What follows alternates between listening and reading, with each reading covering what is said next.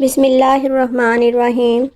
کچھ ایسے پرندے اور جانور جو آپ کے گھر کو تباہ و برباد کر دیتے ہیں۔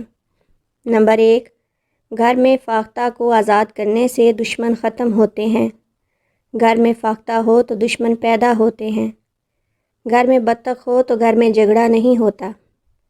گھر میں الو ہو تو گھر نحوست سے بھرا ہوتا ہے۔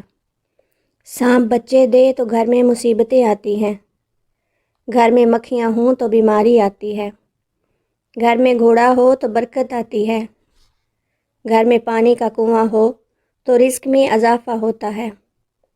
گھر میں ٹوٹی ہوئی کنگھی ہو تو نحوست آتی ہے۔ گھر میں گلاب کا پودا ہو تو خوشیاں آتی ہیں۔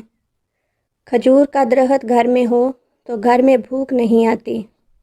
گھر میں سور ہو تو لعنت برستی ہے۔ گھر میں اونٹ آئے تو سکون نصیب ہوتا ہے۔ گھر میں بکری آئے تو دولت آتی ہے۔ گھر میں کوا آ جائے تو نحوست آتی ہے۔